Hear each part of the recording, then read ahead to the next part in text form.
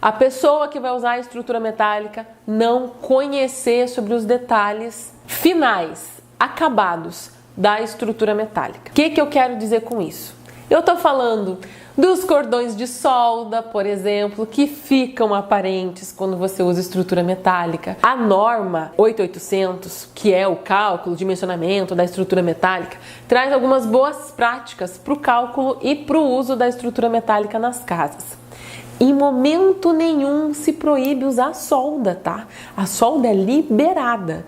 Para você emendar, para você ter uma ideia, quando você emenda uma peça metálica, nas emendas ela tem uma resistência maior do que na parte que ela está inteira. Um dia eu explico melhor sobre isso num outro vídeo, tá? Mas fato é que o cliente ou o aluno que não entende que essa solda provavelmente vai estar aparecendo em algum elemento metálico dela, geralmente ele vai pedir depois para mudar, para a empresa trocar a peça.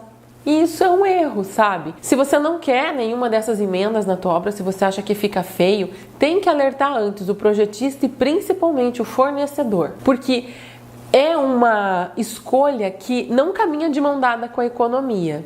Se você tem lá vários pedaços, por exemplo, de um perfil W que vai emendar para montar um pilar, e eu tenho na minha casa um pórtico metálico onde o pilar foi feito com 3 pedaços.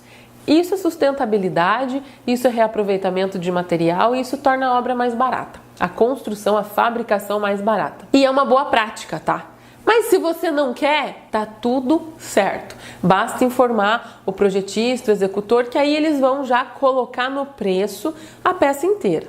Ah, sobrou um toco de 3 metros. É sobra, não dá para reutilizar nessa obra e tá tudo certo.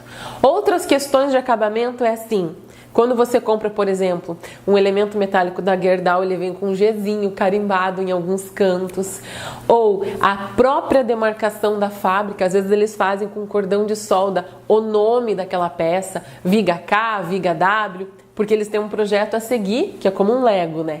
Essas marquinhas vão acontecer. E outra questão importante é o nível de acabamento. Existem 2 formas de usar elementos metálicos na tua construção. A primeira delas é na estrutura, de uma forma mais robusta. E aí quem faz isso é a metalúrgica. Eles têm um acabamento tosco. Não vai ser aquela solda que vai sumir. Ela vai ficar aparente. São peças mais pesadas e é essa linguagem que é importante o cliente conhecer. Porque se você quiser deixar escondido, tudo bem, dá para deixar escondido dentro de uma parede ou embutir dentro de um nicho, enfim, não precisa ficar à mostra, mas é uma escolha de projeto, você entende? Se você quiser deixar à mostra, melhor ainda, porque aí você consegue reduzir custo em tudo isso aí. Os outros elementos metálicos que você pode ter na tua obra são os elementos de um grau de acabamento maior. Muitas vezes você vê assim, guarda-corpo de inox do shopping. Aquele acabamento, geralmente a metalúrgica nem faz esse tipo de serviço.